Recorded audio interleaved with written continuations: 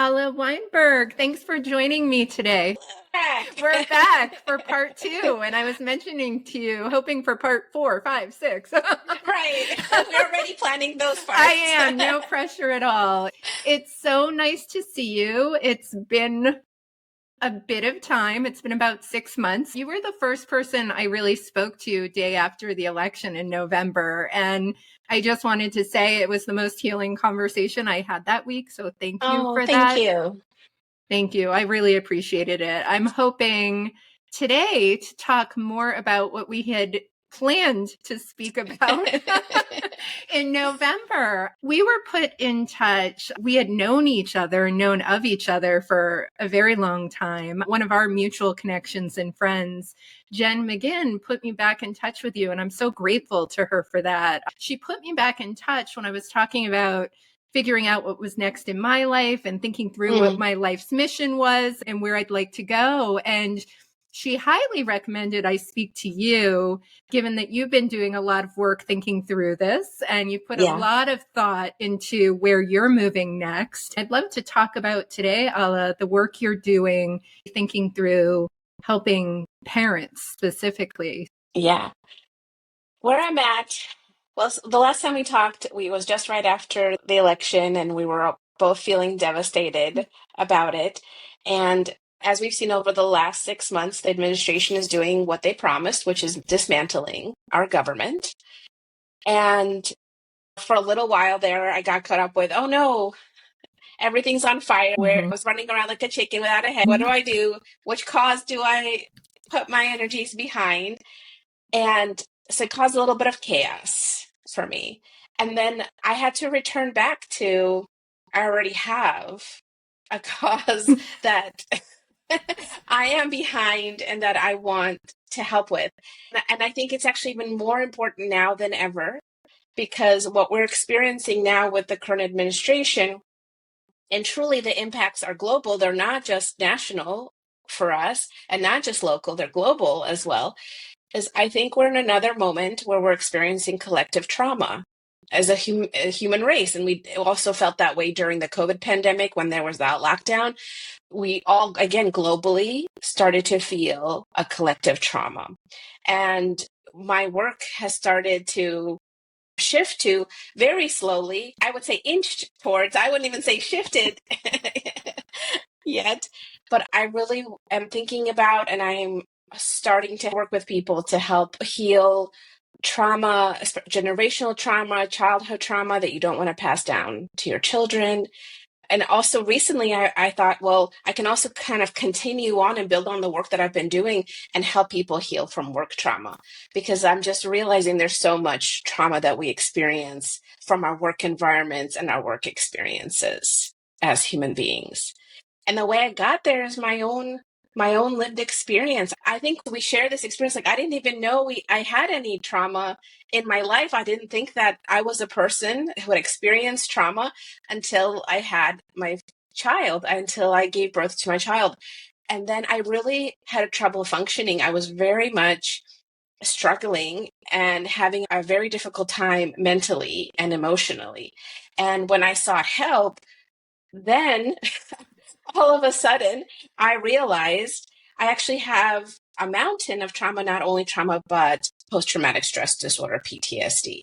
And this was shocking to me. I really didn't know. I was very functional, but I didn't know that this was going on in my life. And as I've gone on my journey to heal, what I realized where I fit in into the larger purpose, what is my purpose in life, is to start to turn the tide, or at least plant the seed to start to turn the tide so that more people will grow up and more people will heal from trauma and without trauma. Thank you, Alla. There's so much to unpack. I Thank know. you. So you mentioned that you weren't even really recognizing the degree to which you had experienced trauma until you had your son. When I've been talking with women in a different context, but women who are in these pivotal moments, many of them have recognized at some point that, whoa, I had more trauma than I initially thought. And many times there's been a theme where there's been an event or trigger or moment in a woman's or anyone's life where they're recognizing that there was more trauma there than they ever knew. And you mentioned the birth of your son and becoming a mom. What was coming up then? You know, and I, as also a mom of a little, well, not so little anymore. Our boys aren't so little, but what was bubbling up for you in a moment that oftentimes is thought of as, oh, becoming a mother is joyous. There's this perception that it should be. Can you share a little bit what was happening for you? Yeah. So first I had severe postpartum anxiety. I think a lot of people talk about postpartum depression, and I was aware of that. I wasn't as aware of the anxiety side of it, but that's definitely something I was experiencing. And this is due to my trauma. I would have very scary thoughts. I mean, normal thoughts, I think for parents, like, oh no, like, what is my baby still breathing? Right? Like those kinds of things, which all parents have, but mine just like were enormous and unrelenting to the point where I would freeze. And I couldn't actually connect to my son because, like, if he was crying, my brain would just start to make up all sorts of things about what's wrong with him, you know? And he was colicky. So that means like he just couldn't stop crying for like long periods of time. And it literally felt to like in my body, it felt like I was being punched, but for hours and hours and hours. And I couldn't function. I stopped being able to function. I couldn't get out of bed. I would feel like this freeze response, like I can't go help him right now. I don't know what to do. I'm going to hurt him more. I can't do anything. This is not okay. And this is not okay. And so this is the only discussion I've had on my program talking in depth about trauma. And you spoke to, there's generational trauma. There's also collective trauma. There's trauma at home, in the workplace. There's a lot of things we can unpack here. For people listening in today and the listener who will be listening to our discussion, what I wanted to ask you, we're going to talk a lot about your story and inching to your new life. But what, for someone coming who may be from the tech world or design world and know you there, what will they take away from the conversation we have? How can they think about what they may learn, whether they think they've experienced trauma before, they recognize it, or they don't? What are some lessons that are going to come out of this conversation? My hope is that people will take away that we all share experiences of trauma. I don't think currently in our society anybody has escaped trauma. What I want people to walk away with and to know is, if you're wondering if you have some trauma, I assure you, you do. And we all do. And you're not alone, right? And this is also something I really want folks to walk away with. I really want folks to understand what trauma is. This is what really opened my eyes to it. We have events that happen in our lives, all human beings do, that are difficult, that are terrifying, that may have harmed us in some way. That could be in our families, that could be at work, it could be a car accident, it could be any kind of events, big events that feel to our nervous systems, to our bodies as too much, overwhelming, unbearable, these events. The event itself is not what causes the trauma. What causes trauma is that then, after this event happened, or maybe series of events, there was nobody there to connect to you and to help you process all the scary feelings that may be coming up as a result of this event, and holding you with compassion and believing you and hearing you and letting you know that you're not alone and that you're okay. So trauma is not the event. Trauma is the lack of connection that we have after something very difficult happens in our lives. And Alla, when those moments happen, when there isn't that connection to soothe you or help you understand what's happening, what does that lead to for children, but also adults? Like, what is the outcome from that? What happens is those unresolved emotions that we have from the circumstances are not resolved in our bodies and are not resolved psychologically within us, and they get stuck. And what also gets stuck is we get stuck in survival mode. So again, anything very difficult that happens, like big events, or it could be even little small things, but like microaggressions, but over a very long period of time, still accumulate, still compound. What happens is our body's only purpose in life, and I said this in my previous work in the psychological safety, our body's only goal, the only directive that our bodies have, the biological directive our bodies have, is to keep us alive. That's it. It's a survival response. And so when we have too much stress, when we're overwhelmed, when something's unbearable, our bodies will go into a survival response. And there's several responses. We can run away from it, and that can look like distracting yourself, shopping, Netflix binging, sometimes drinking, sometimes drugs, right? It could be excessive behaviors that distract you sometimes from things. Becoming a workaholic. Workaholic. That was my drug of choice. Me too. I became a workaholic. There's a fight response. So starting to get aggressive, belligerent, raging, angry, maybe even self-destructive behaviors at that point. There's also freeze response, which is kind of what I spoke about with my son. You've start to feel numb. You don't actually have a huge range of emotions, starting to feel numb and sometimes unable to get into action, or blanking out, like you're in a meeting and something's happening and you blank out. Happened to me often. And then there's also a fawn response, which is something I get into sometimes, which is like a people pleasing response, even though you're doing something you don't even want to be doing.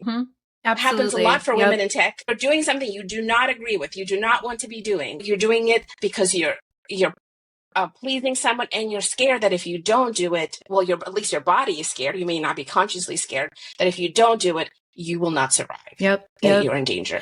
And so what happens in trauma when we don't get that connection, and when we can't complete that emotional cycle, is we'll get stuck in one of these states. Thank you. That's the trauma. Thank you, Alla. Part of my goal today is to give you an opportunity, as we talk about where you're getting to in your life and career, also give you an opportunity to share your story of healing. And I know healing doesn't just happen overnight. It's an ongoing process, but I'd love to hear your story along the way when you first recognized that things weren't right, that there was trauma that you wanted to deal with. Can you share a little bit about what's brought you from that point to where you are now? I think the thing that I'm realized and what has happened over time is healing for me is kind of in stops and starts. Also, part of my trauma in the beginning was, I need to heal it all and as quickly as possible. And our bodies do not move at that pace. It's just not possible. And I kind of burned myself out, honestly, doing that. And what healing looked like for me happened on a lot of different levels. Some of it was therapy, what's called EMDR, which was the most effective solution for me. It doesn't work for everybody, but for me, that was something that was really great. And what EMDR did that no other, and I've done talk therapy, I've done cognitive behavioral therapy, I've done a lot of different types. What EMDR did for me is, like I said, those emotions that we never got to complete that are stuck in us felt so big to me and felt so scary and felt so like untouchable. Like if I actually started to feel all the things that were stuck in me that never got processed, it would never end. I would just be at a fetal position under my desk for the rest of my life. Basically, this is what it felt like to me. What EMDR does is it allows me to approach all those emotions, but in a way that I'm not feeling overwhelmed with it. It sort of lessens the charge in it. And I literally felt the charge in my body, like how scary and how big it is. That helped a great deal. But what also helped is talking with friends, talking with family, well, my immediate family, like my current family, my husband, and like being in relationships that are safe. And speaking about my reactions or my triggers as they're happening and getting help for them in that moment. And being held in a way that and again, receiving that connection I didn't get, right? That really has helped me complete Thank you, a lot Alla. of it. Yeah. I mentioned to you in our first conversation, again, another topic I've never spoken with publicly. I had my therapist on the program who also specializes in EMDR. And one thing that came up, it sounds like it was very, very successful for you. And what does success mean? But it was helping you quite a bit. It was helping me as well. One thing that I found from the experience is there are scary feelings. It's too much to think about daily. When we first started EMDR therapy, I went back into the approach of I'd start talking with her and go back to talk therapy. And I could tell it was a resistance to really focusing on those feelings. And it took me a while. But I also recognize, I'm curious, how long did it take you from recognizing that there was trauma you wanted to address to going into therapy? I think it's really important, the more I've connected with women to acknowledge that we do see our therapist and it is helpful. I'm curious, was it something that you recognized right away that you wanted help with? No, I didn't recognize it till my therapist told me I had trauma. I had no idea. Really? I still had no idea. Okay. No, I was in denial Yeah. about it.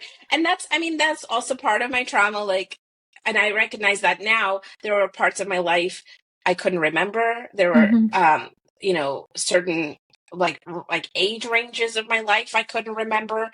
And what I really want to say is these protective mechanisms that our bodies have, this way that we cope with very stressful, unbearable events in our lives, is perfect. Our bodies are working perfectly. It doesn't mean your body or yourself did anything wrong because you have trauma. It actually means your body is working exactly like it should. And it's keeping you alive. That is its job. And it's doing a great job at it. And my body did a great job even in my brain, right? Like psychologically, many people don't remember parts of their lives, right? I did not even remember because at that time, I did not have the resources internally and externally to really deal with it and to remember what I needed to remember and to feel what I needed to feel. And so that was a protective mechanism, which was amazing and beautiful and kept me alive. Right? Yeah. And I did not know I had trauma until my therapist said, "Oh, you're dealing with trauma. We should try some EMDR." Okay. I had no idea. Well, I'm wondering, I'd like to dig deeper there. I'm wondering, we haven't had a chance to catch up since we had our first conversation. And when we were speaking then, as you mentioned, you're inching to what's next, but you were really talking about focusing on parents and conscious parenting and healing parents' trauma. You're an expert in the UX and design space. You're a thought leader in the space. I'm wondering, where are you now? You spoke a little bit about your priorities. Have you primarily been working with parents, or are you working your day job, or both? Like, where are you right now in your journey? No, I'm still working my day job and I'm starting to work with parents. This is also something I feel like was maybe a flight reaction I've had before, where I would get into situations at work that triggered me and I would quit and I would just do my own thing, right? Because then I would have less triggers. Nowadays, I feel like I can be a little bit more thoughtful about my approach. I can recognize when I have triggers, which is not something, well, I didn't know I had triggers because I didn't know I had trauma. But like, now I can tell what's happening with me. And so I'm absolutely still working and starting to have these conversations and invite parents into really small groups. And the groups aren't about let's all dump our traumas on each other. Okay, that's a key thing. It's learning about how our bodies work, what is trauma, and all of us basically saying, I know what you mean. I understand. I have felt it too. and learning to reparent ourselves first and learning to relate to each other differently first. There's lots of different parenting techniques out there, whatever speaks to you, right? But those techniques will not work if you cannot show up to your child in a way that you're aware of your own reactions and what's happening inside of you. Because children, I'm sure, as you know, they just see through it and they feel through it. They have no barriers, right? Like they're completely unbounded. Even if you say all the right things you're supposed to say, that a parenting course could teach you. Oh, they know. You're showing up angry because you got triggered by maybe something they're doing, right?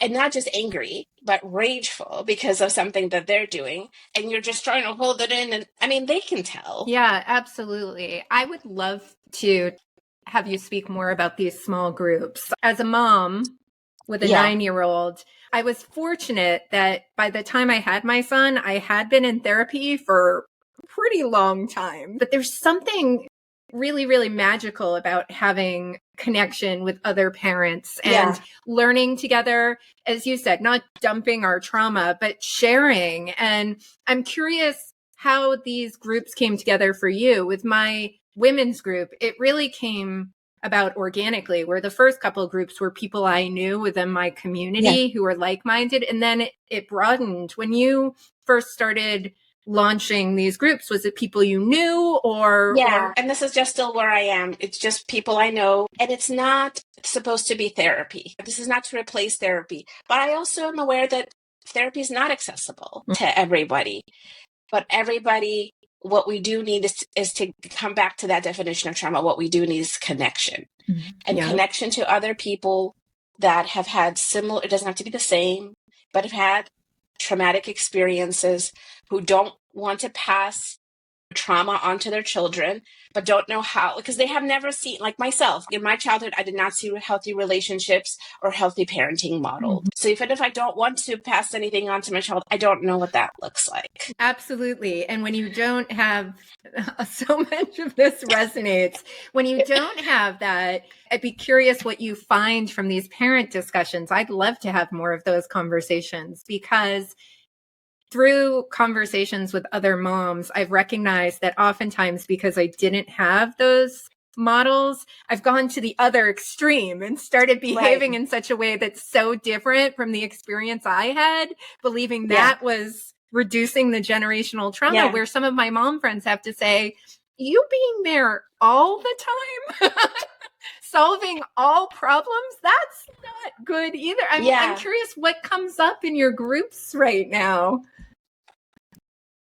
I think the point that you're making, which is it's hard, especially with parents who have trauma, to be authentic. What does it even mean to be an authentic parent? Not to be a rote parent that follows somebody's advice of like, this is, and you know, and even scripts, like, this is what you have to say to your child when this happens, right? But being like, you're the best parent for your child because this is your child. And how do I show up authentically where I can love myself and stay in connection with myself and not abandon myself even during the hard moments with my child? And there's nothing wrong with wanting to use a specific methodology, but I found for myself and for other folks, we tend to like really grab onto it, where I think it should just be more of handrails, but not the whole thing, because you have to show up as you have to show up in your best self. And truly, for me, what I found the first step is for all of us together to try to figure out, because we don't have the answer, to try to figure out how do we actually show that connection and the type of parenting that we needed back to ourselves. That's the key. Something that was popping into my head was compassion and self-compassion. So when we recognize, the hardest for me. Yes, and me too. And you're speaking to it when a parent, a mom or dad, but I'll speak to moms. When a mom recognizes that she does have trauma, whether she recognizes it independently or in therapy, and she wants to heal for both herself and her child or children, We've spoken a bit, you've spoken about Alla therapy, connection. What else can they do to start learning and educating themselves? Was there a path you took there? I can't say it was any linear path. My recommendation, the place to start, which also helped me along with EMDR, is something called Internal Family Systems, or IFS. And the creator of this system, his name is Richard Schwartz, and he wrote a book called No Bad Parts.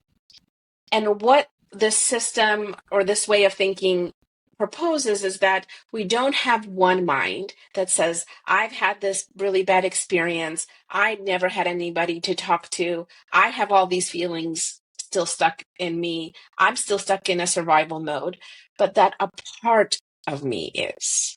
That we have multiple minds, that we have multiple parts to us. Parts of us hold on to those traumatic events that were never resolved and those traumatic feelings. And parts of us have specific coping mechanisms for situations or circumstances that are similar to the ones that we experienced. And when we get to know ourselves through those parts, that's really like the first step of healing.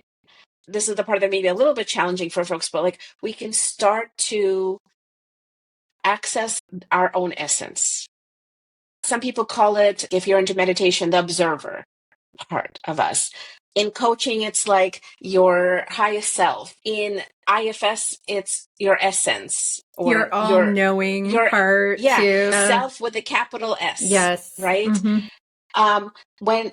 When you have greater and greater access to yourself, capital S self, that's really what trauma breaks, is we don't have access to that part of us anymore, or we have less access to it. And we're more run by our coping mechanisms and by the parts that have the trauma.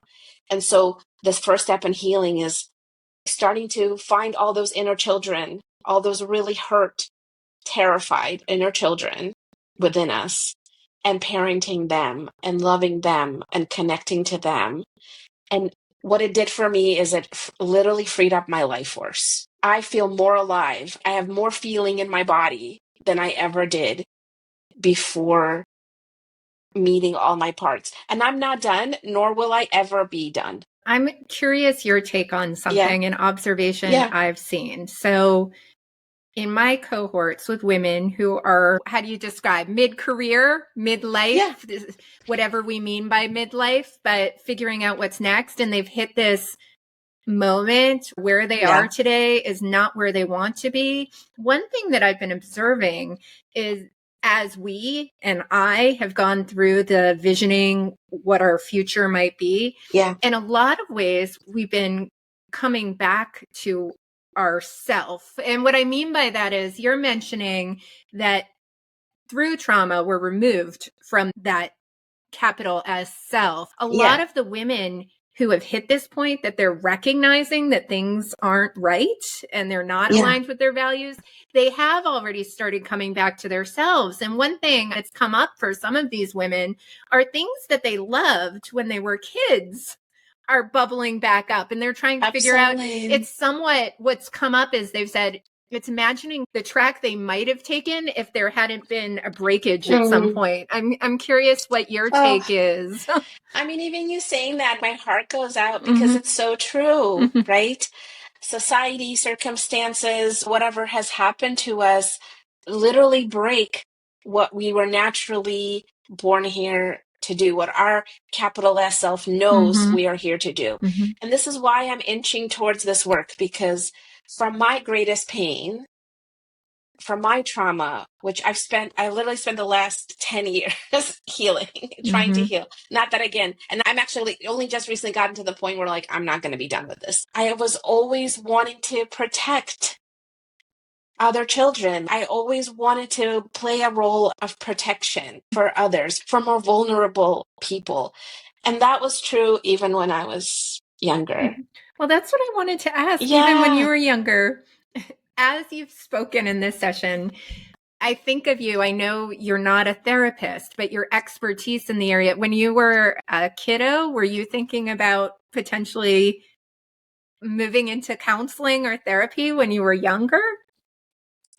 Well, I didn't know about counseling or Yeah. therapy, Okay. so I didn't know that that was an option. Mhm. But I do remember when I was a kid, I used to put up my stuffed animals and I would teach to them. I would have a little blackboard and I would teach to them. And I feel like this is still what I do. I am not a therapist, so if whoever's listening feels like, oh, a therapist would be a great idea, I highly recommend it.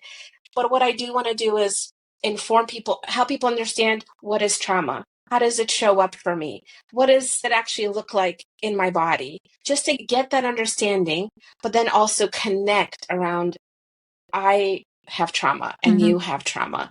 And that's perfect. And our bodies are doing exactly the right thing. And teach people to love themselves, to have compassion for themselves. And so I think I'm still on that. I think I am like back to that track I was when I was a kid, which is teaching people, but with love. When we spoke in November, we touched upon this. It was the day after the election. We were both devastated and raw. In addition to being passionate about helping others and passionate about helping others heal trauma and figure out what's next, you and I both have worked in tech for our careers, and you're an expert in psychology and psychological safety in the workplace and how to cultivate that.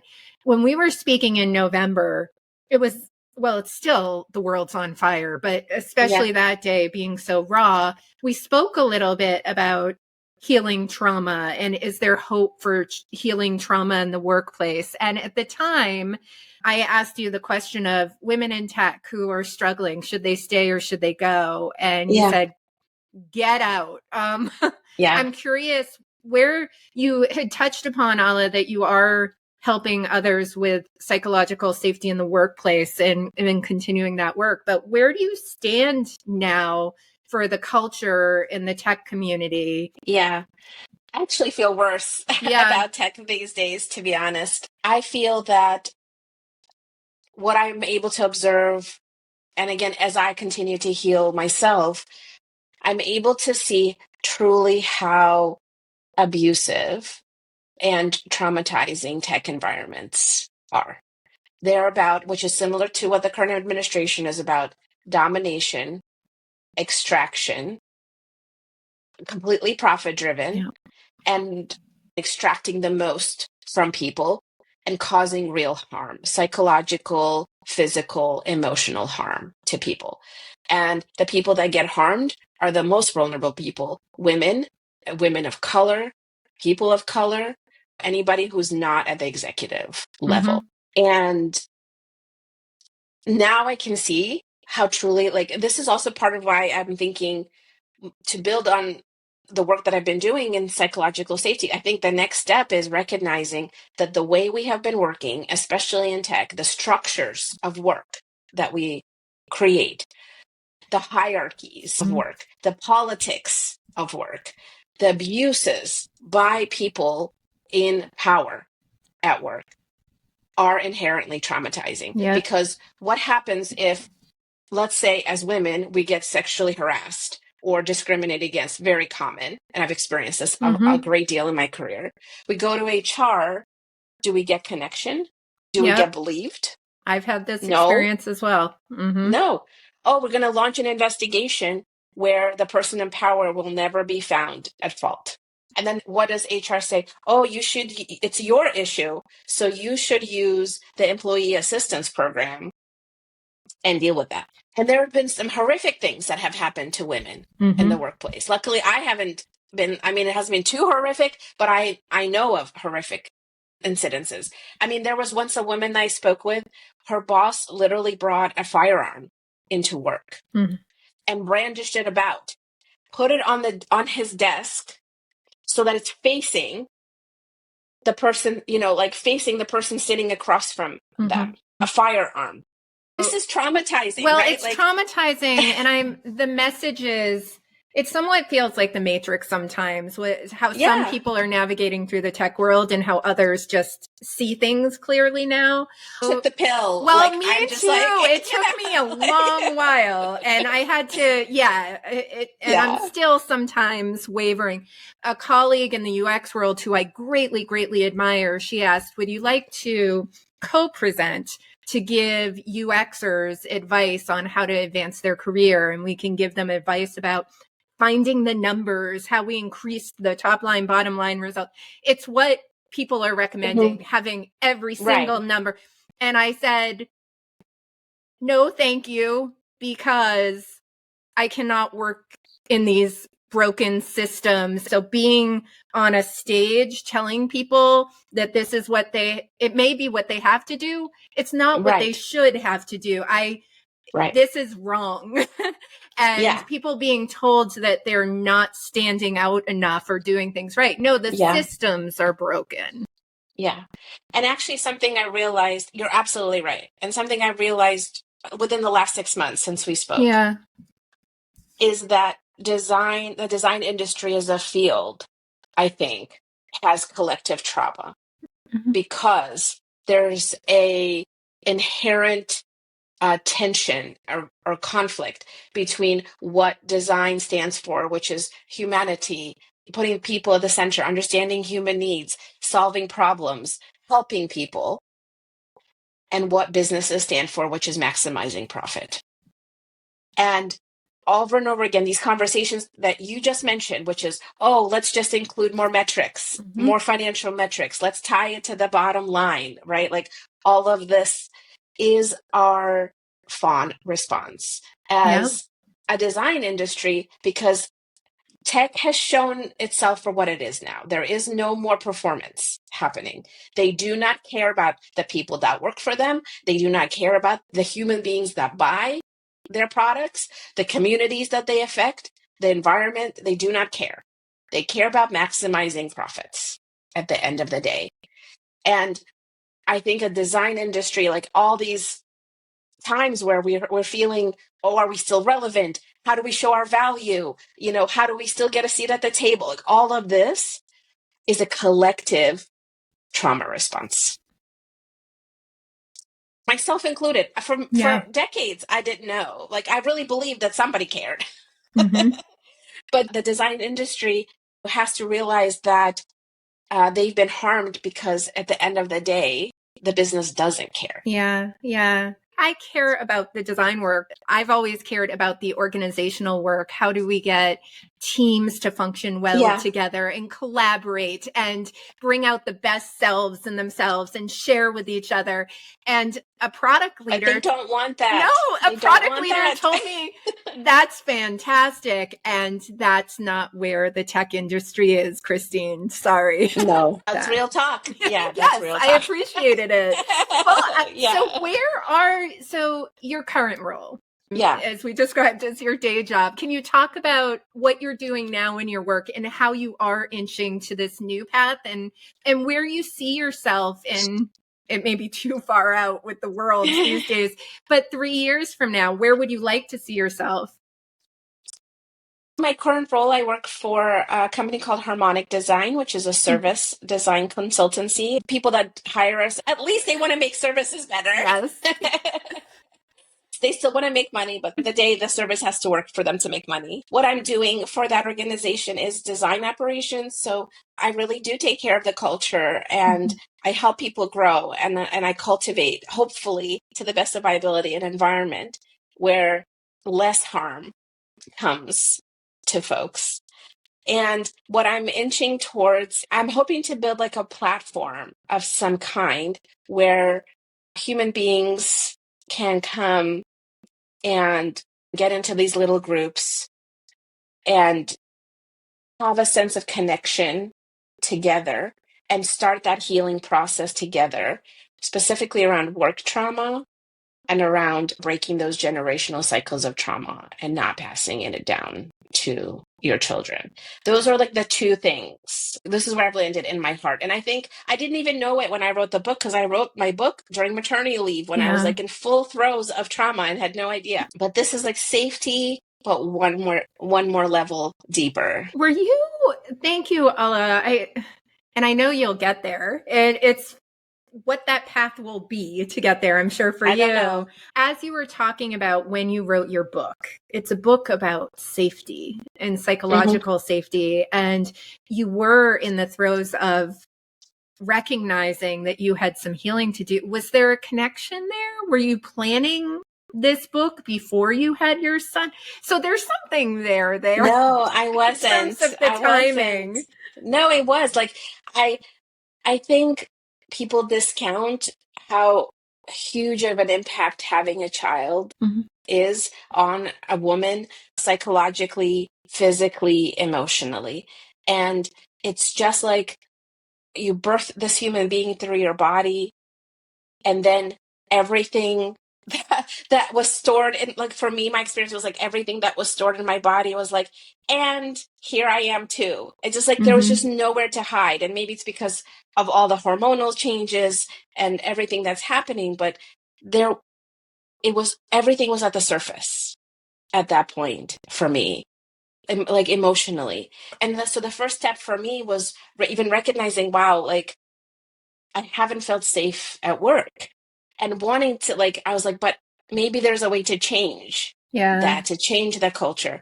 And then as I started my healing, now I'm to the point like, okay, yes, safety is important, but the reason we need safety, I mean, we always need safety as human beings, but one of the ways to get it is we have to heal this trauma together. And we have to change the systems of how we work. The systems, as you were speaking, I mentioned to you, I've gone to therapy for years. And as you were speaking and sharing your story about all of the emotions were coming out when you had a son, it really struck me that when I thought about that first month or two with my son, all of the emotions didn't come out. Like my story, and this is where you could tell me systems are wrong. As a single mom giving birth, I kicked off a consulting project when my son was 6 days old. And I, for a long time, thought, oh, this is good.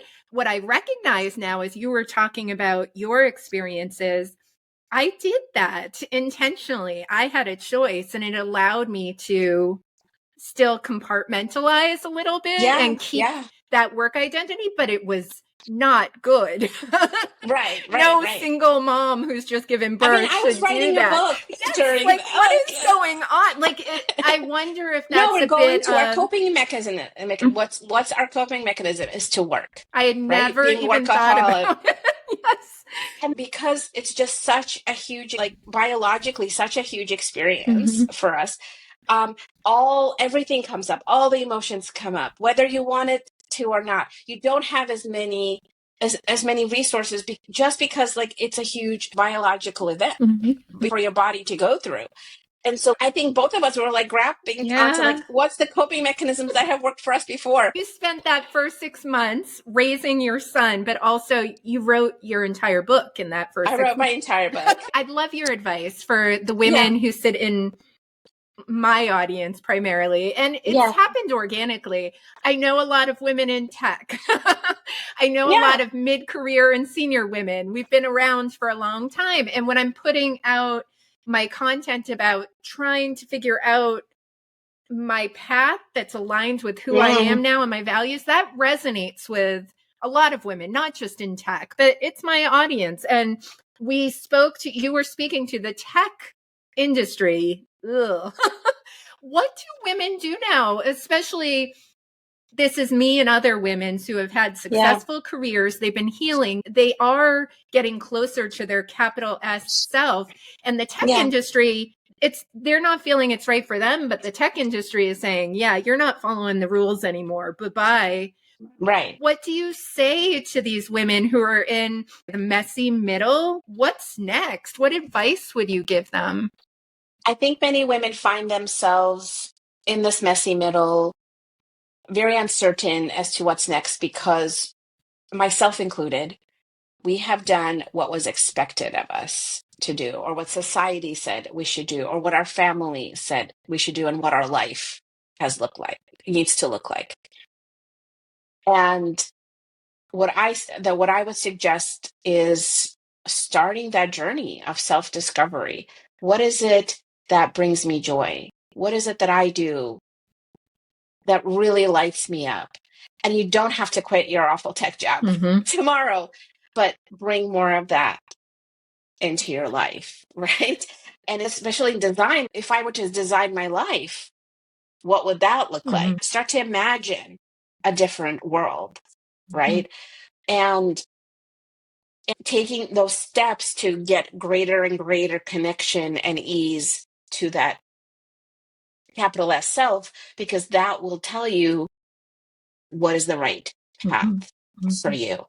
But it's also cultivating really healthy relationships, like being in groups like you hold, joining a circle like I hold, where we can walk with each other and support each other in whatever is next for us.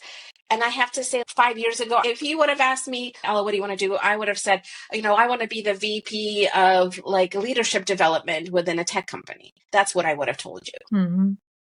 Okay. But I do not want this anymore. That's not your plan? That's not my plan anymore.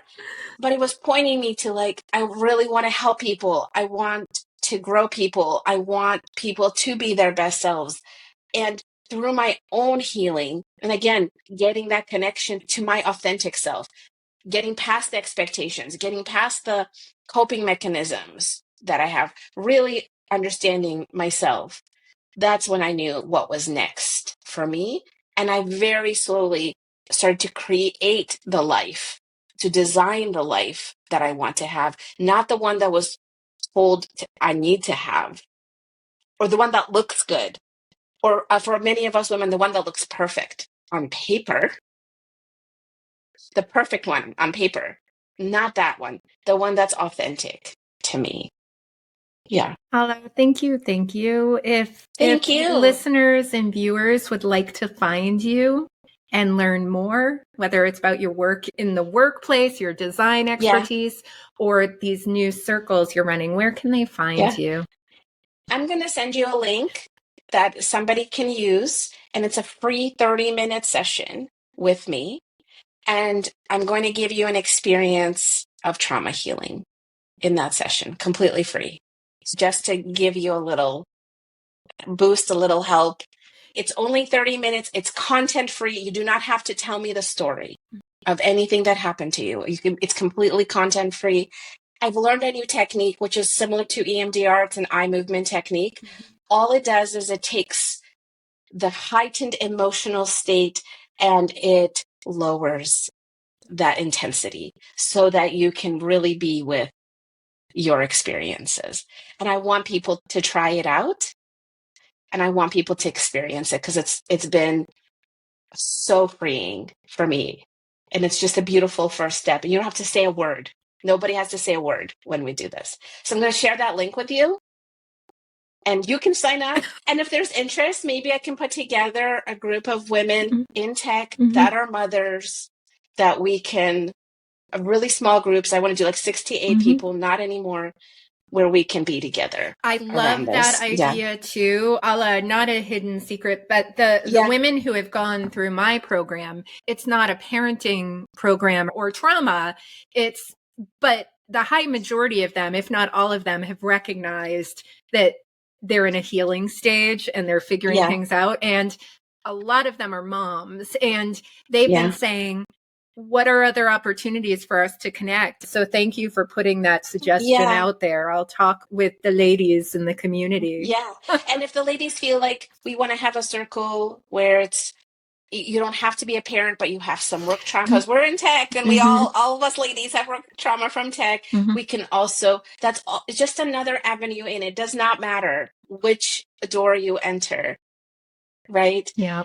Let us be together. Let us connect. Let us help each other complete that cycle through connection, and be with each other in a really loving and compassionate way, which is not something we may have experienced in childhood, which is definitely not something we experienced in tech. Thank you so much. Thank you. Oh my gosh. I can't believe how amazing it is just to have a real conversation with you about this. Me too. I feel the same Yeah. way. And hopefully we have more soon. Yes. Thank Part you. 2, 3, and 4 in the plan.